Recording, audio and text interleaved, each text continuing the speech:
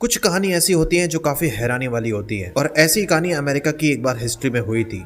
आत्मा, जिसकी कानून में कोई जगह नहीं होती। किसी भी देश का कानून सबूत और गवाह के आधार पर चलता है, लेकिन जब सबूत पैदा हो जाए और वो इंसान करे जो इस दुनिया में मौजूद ही नहीं है, तो फिर क्या कहा जाए। ये इकलौता अमेरिका का हिस्ट्री का केस है जिसमें अमेरिका के बड़े बड़े सीनियर ऑफिसर, बड़े बड़े डिटेक्टिव को मानना पड़ा कि ये मर्डर का केस एक ऐसा केस है जिस केस की स्टार्टिंग एक मर्डर से होती है, लेकिन जिस तरीके से इसका अंत होता है उसने सबको हैरान कर दिया। जिस केस को एक आत्मा की मदद से सॉल्व किया गया, वरना ये केस कभी सॉल्व नहीं होता। तो ये एक ऐसा केस है जिसमें कानून ने भी माना और पुलिस ने भी माना, क्योंकि एक टाइम पर पुलिस का ये मानना था कि वो इस केस में हार गए थे और उन्हें कोई सुराग नहीं मिल रहा था, लेकिन एक आत्मा ने इस केस को उसके अंजाम तक पहुंचाया और पुलिस को इस केस को सॉल्व करने में सबसे बड़ी मदद हुई।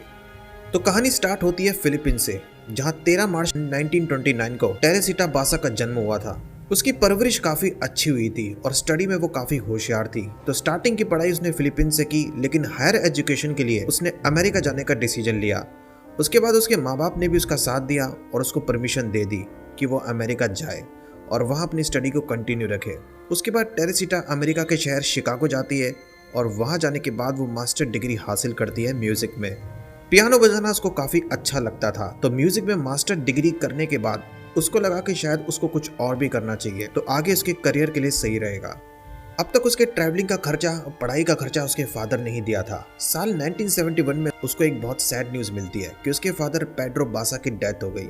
अब उसे लगता है कि अब उसको पैसे कमाने चाहिए, इसलिए वो स्टडी के साथ साथ एक न्यूज़पेपर डिपार्टमेंट में टाइपिस्ट की जॉब करती है और उसके बाद वो मेडिकल एजुकेशन में जाती है और उसमें स्टडी करती है। तो मेडिकल करने के बाद वो एक हॉस्पिटल में एज ए थेरेपिस्ट काम करने लगती है और कुछ वक्त के बाद वो वहाँ के टॉप थेरेपिस्ट में से एक बन जाती है और उसकी सैलरी भी काफ़ी अच्छी थी। तो फिर उसने शिकागो की एक बिल्डिंग नंबर 2740 में नॉर्थ पाइन वेन्यू में 3 बेडरूम का एक अपार्टमेंट ले लिया।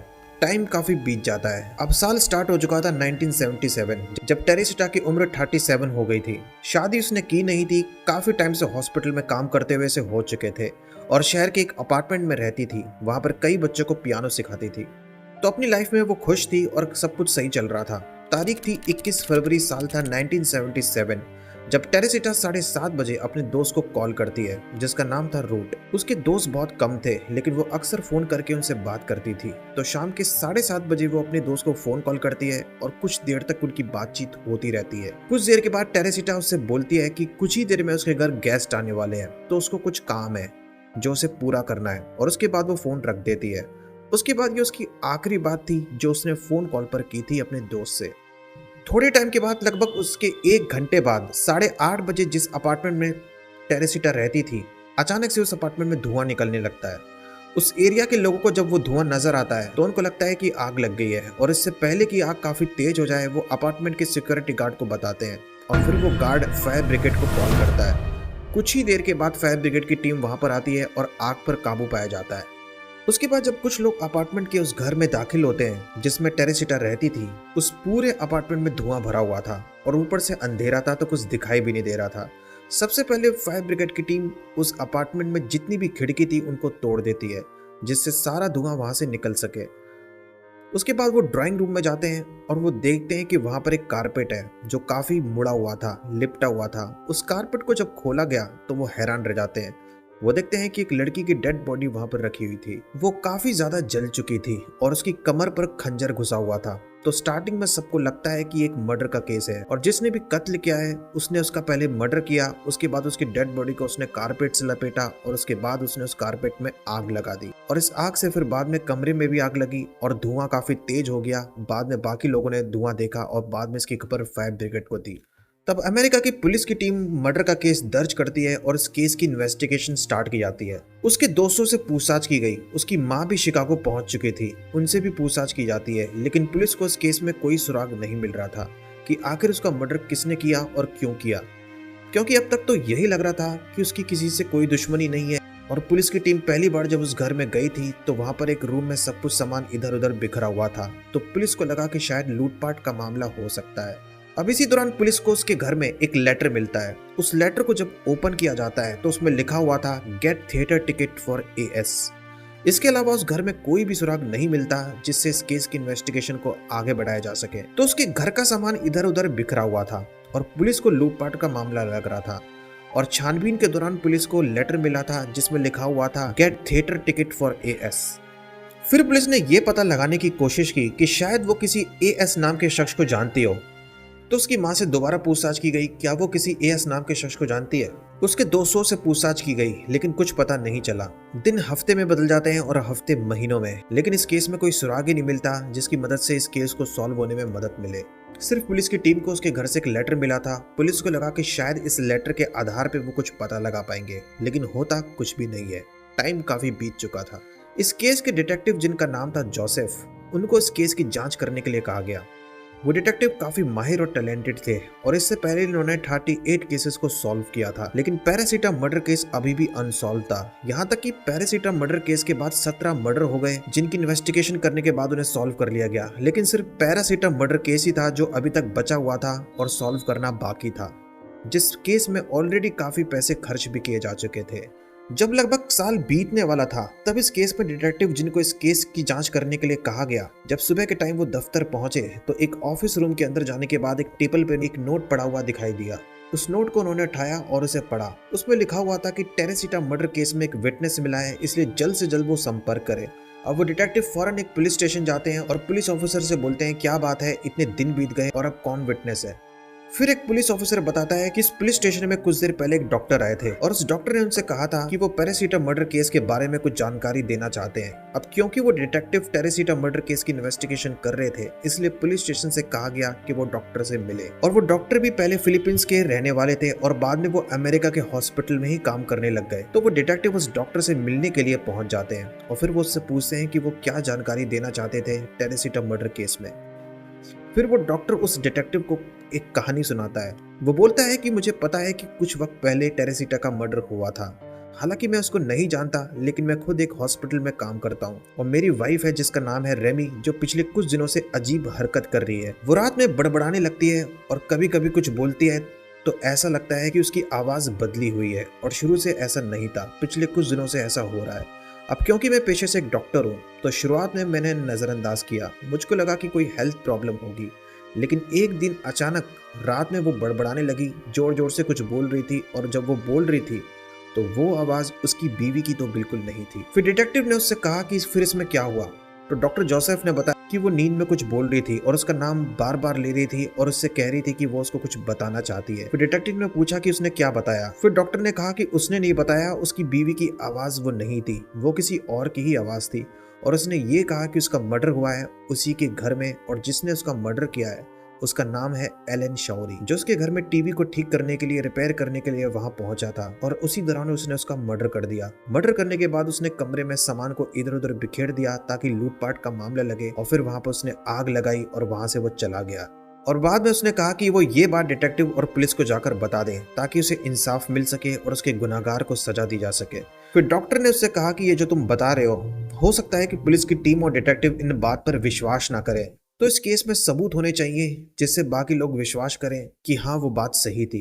फिर डॉक्टर उससे बोलता है कि ठीक है। उसने ये भी बोला था कि जब एलन शौरी ने उसके घर में जाकर उसका मर्डर किया था और कमरे में आग लगाने के बाद वो जब वहां से गया तो जाने से पहले उसने उसके घर से कुछ ज्वेलरी चुराई थी और उस ज्वेलरी को चुराने के बाद उसने अपनी एक दोस्त को उसको दे दिया और वो ज्वेलरी अभी भी उस कातिल के दोस्त के घर पर मौजूद है। और डॉक्टर ने ये भी कहा कि उसने सिर्फ ये नहीं बताया, वो ये भी बताती है कि वो उसके कुछ दोस्त और कुछ जानने वाले रिश्तेदारों को अपने साथ ले जाए और उसी घर में जाए जहां पर उसकी ज्वेलरी है, तो वो ज्वेलरी को पहचान लेंगे कि हाँ ये टेरेसीटा की ही ज्वेलरी थी जो मर्डर करने के बाद उसके घर से चोरी की गई। और फिर टेरेसीटा की आत्मा ने ये कहा कि जल्द से जल्द वो ये खबर पुलिस डिपार्टमेंट को दे और अगर उसने पुलिस को ये बात नहीं बताई तो उसका खामियाजा उसकी बीवी को भुगतना पड़ेगा। और इसी के बाद उस डॉक्टर ने लोकल पुलिस डिपार्टमेंट को खबर दी कि वो टेरेसीटा मर्डर केस में जानकारी देना चाहते हैं और फिर इन्होंने डिटेक्टिव को बताया। फिर डिटेक्टिव उस डॉक्टर से मिलने गया और फिर उस डॉक्टर ने कहानी बताई कि आखिर क्या क्या हुआ था।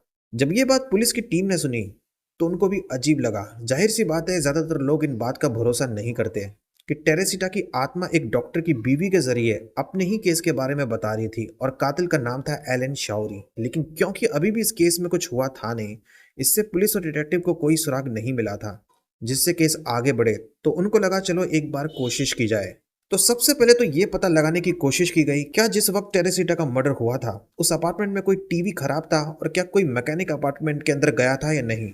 हालांकि उस टाइम सीसीटीवी कैमरे नहीं थे, लेकिन बाद में पता चलता है कि हाँ, उसके घर का टीवी खराब था और एक मैकेनिक टीवी ठीक करने के लिए अपार्टमेंट गया था और बाद में वो टीवी ठीक भी हो गया था। अब यहाँ तक तो बात सही थी और पुलिस वाले भी अब सीरियस हो गए। उनको लगा कि शायद जो बातें पहले बोली गई हैं वो ठीक है, अब तो आगे इन्वेस्टिगेशन की जाएगी। सबसे पहले पता लगाते हैं कि ये एलन शौरी है कहाँ पर, जो उस वक्त टीवी ठीक करने के लिए अपार्टमेंट गया था। कुछ दिनों तक ढूंढने के बाद वो मिल भी जाता है। वो उसी हॉस्पिटल में काम करता था जिसमें पहले टेरेसिटा काम करती थी। अब क्योंकि टेरेसिटा की आत्मा ने बताया था कि मर्डर करने के बाद उसके घर से जेवरात चोरी कर लिए गए थे और बाद में उसने वो जेवरात अपनी दोस्त को दे दिए। तो सबसे पहले पुलिस एलन शाओरी तक पहुंची, उससे पूछताछ की गई। शुरुआत में पुलिस ने उसको नहीं बताया कि वो किस मामले में उससे पूछताछ कर रहे हैं, बस उसकी दोस्त का एड्रेस पूछ लिया कि वो रहती कहाँ पर है। फिर एलन शौरी ने पुलिस को बताया और उसके बाद पुलिस की टीम दोस्त के घर तक पहुंची। वहां पहुंचने के बाद उसकी दोस्त ने गेट खोला तो वो भी हैरान कि गेट पर पुलिस की टीम है। उसके बाद पुलिस ने उससे पूछताछ की कि तुम्हारे दोस्त एलन शौरी ने कुछ वक्त पहले तुमको ज्वेलरी गिफ्ट की थी, तो वो भी चौंक जाती है कि हाँ, उसने की तो थी। अब सब हैरान थे, शक की कोई गुंजाइश नहीं थी और अब फौरन एलन शौरी को अरेस्ट किया जाता है। लेकिन अब कानून में आत्मा की गवाही तो चलती नहीं। अब ये बात तो सही है कि टीवी रिपेयर करने के लिए वो उसके घर पहुंचा था और उसने घर से चोरी भी की थी और वहां से वो निकल गया। लेकिन एलन शौरी के वकील ने कोर्ट में मुद्दा उठाया कि उसने मर्डर नहीं किया, वो उसके घर गया था, घर से उसने चोरी भी की, लेकिन टेरेसिटे का बिना मर्डर किए ही वो उस घर से निकला था। तो उस पर चोरी का मुकदमा लगाया जा सकता है, मर्डर का नहीं। और एलन शौरी भी कोर्ट में पलट गया। उसने कहा कि उसे जबरदस्ती पुलिस ने बयान दर्ज करवाया था कि उसने टेरेसिटा का मर्डर किया है। वो कहता है कि पुलिस ने उसको पहले धमकी दी थी कि अगर उसने अपना जुर्म कबूल नहीं किया तो वो उसकी दोस्त को झूठे मुकदमे में फंसाकर उसको जेल डाल देंगे। और अब इस मर्डर को लेकर पुलिस के पास कोई सबूत था नहीं जिसने कत्ल करते वक्त एलन शौरी को देखा हो। बाकी और कोई सुराग था नहीं जिससे साबित हो कि मर्डर उसने किया है। तो उसे ज्यादा दिनों तक हिरासत में तो नहीं रखा जा सकता था, इसलिए कुछ ही दिनों के बाद उसे जेल से रिहा करना पड़ा। उसके बाद उस टेरेसिटा की आत्मा ने उस डॉक्टर की बीवी पे कब्जा कर लिया और फिर उसके जरिए उसने बताया कि कैसे उसका मर्डर किया गया, कितने टाइम तक उसका कातिल घर में मौजूद था। और वो दोबारा यही डॉक्टर से बोलती रही कि उसको इंसाफ चाहिए और उसको सजा दिलवाओ। लेकिन फिर डॉक्टर भी उससे बोलता है कि उसने बहुत कोशिश की थी, लेकिन कानून में आत्मा की गवाही तो नहीं चलती। इससे टेरेसिटा की आत्मा भड़क गई और उसने यही कहा अगर आने वाले कुछ दिनों में उसे इंसाफ नहीं मिला, उसके कातिल को सजा नहीं हुई, तो उसका अंजाम बहुत बुरा होगा।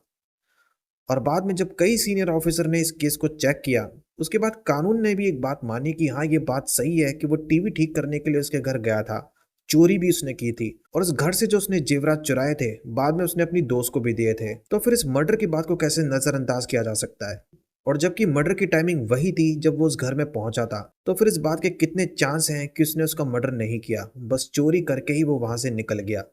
उसके बाद दोबारा एलन शौरी को अरेस्ट किया गया और उसे जेल डाल दिया गया और मुकदमे की कार्रवाई दोबारा कोर्ट में शुरू हुई। यह मुकदमा काफी ज्यादा पॉपुलर हो गया क्योंकि यह मुकदमा था एक आत्मा की गवाही के बेस पर। पुलिस को पता था कि यह डॉक्टर की बीवी के जरिए टेरेसा की आत्मा ने जो कहा है वो बिल्कुल सही कहा था और पुलिस को भी पता था कि मर्डर एलन शौरी ने किया है। लेकिन इस केस में कोई ठोस सबूत नहीं था, तो कोर्ट में बहुत काफी टाइम तक बहस हुई, कई दलीलें रखी गई। कोर्ट में जज ने भी जब इस केस को पढ़ा तो वो भी हैरान रह गए क्योंकि उनके 13 साल के करियर में बहुत बड़े बड़े केसेस हुए, लेकिन ऐसा केस उन्होंने कभी नहीं देखा था।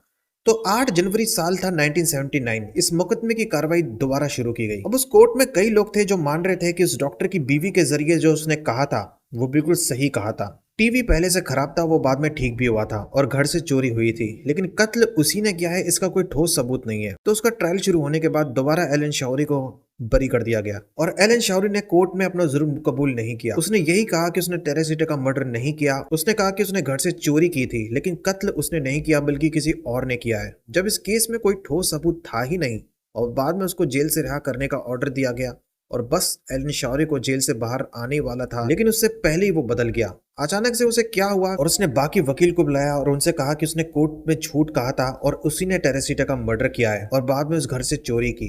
उसकी बात सुनकर उसका वकील भी हैरान रह जाता है और सोचता है कि आखिर ये एलन को हो क्या गया।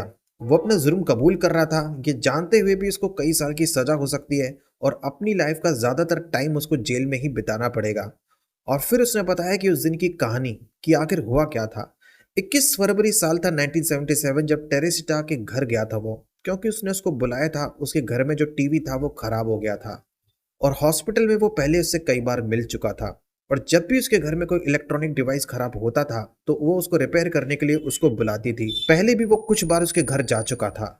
तो उस दिन वो उसके घर में गया, उसने खराब टीवी को रिपेयर किया और टीवी ठीक हो गया। लेकिन बाद में उसकी नीयत बिगड़ गई, उसको पैसों की काफी जरूरत थी। उसके बाद उसने एक रूम में जाकर पैसे चुराने की कोशिश की। उसको लगा घर में कैश रखा होगा, लेकिन वहां पर कैश था ही नहीं। तभी उसकी नजर एक ज्वेलरी पर पड़ी और उसने उसको चुराने की कोशिश की। लेकिन इससे पहले टेरेसिटा कमरे में आ गई और उसने उसको देख लिया कि वो घर में चोरी करने की कोशिश कर रहा है। घर का सारा सामान इधर उधर बिखरा हुआ था। कुछ ही देर में दोनों में लड़ाई शुरू हो गई और अचानक गुस्से में उसने उसका गला दबाकर उसका मर्डर कर दिया और उसके बाद उसकी कमर पर खंजर भी घोंपा। और जब वो ऑलरेडी मर गई तो उसकी लाश को उसने एक कारपेट पर रखा और उस कारपेट में आग लगाई और उस कारपेट में आग लगाई और फिर वहां से ज्वेलरी लेकर चला गया। तो जब लगभग जेल से वो रिहा होने वाला था तो उससे एक दिन पहले उसने अपने क्राइम को एक्सेप्ट कर लिया। उसके बाद दोबारा इस केस का ट्रायल शुरू हुआ। उसके बाद उसी कोर्ट में जब पहली बार उसका ट्रायल शुरू हुआ था उसको सजा नहीं हुई थी। फिर बाद में उसी कोर्ट ने उसको 20 साल की सजा सुनाई टेरेसिटा का मर्डर करने के क्राइम में। उसके बाद वो जेल गया। हालांकि अच्छे व्यवहार के चलते उसको साल 1983 में पैरोल दे दी गई थी, जिससे वो कुछ टाइम के लिए जेल से बाहर आ गया। और इस केस में बाद में एक नई बात हुई। तो पहले तो एलन शौरी इनकार कर रहा था कि उसने मर्डर नहीं किया, लेकिन फिर उसे अचानक क्या हुआ कि उसने रिहाई से एक दिन पहले अपना क्राइम एक्सेप्ट कर लिया। माना यह गया कि बाद में टेरेसिटा की आत्मा जेल पहुंच गई और उसने उसको तंग करना शुरू कर दिया और उससे उसने ये कहा कि तुम अपना जुर्म कबूल कर लो वरना इसका अंजाम बहुत बुरा होगा। और शायद इसी वजह से अचानक उसने जो मर्डर किया था वो उसने मान लिया और फिर उसको सजा हुई। उसके बाद इस केस में डिटेक्टिव और बाकी सीनियर ऑफिसर ने रिकॉर्ड पर कहा था कि वैसे तो वो आत्माओं को नहीं मानते, लेकिन ये इकलौता ऐसा केस है जिसमें ये मानते हैं कि एक आत्मा ने इस केस को सॉल्व करने में उनकी मदद की और इस केस की बहुत सी बातें उस आत्मा के जरिए ही इनको पता चली।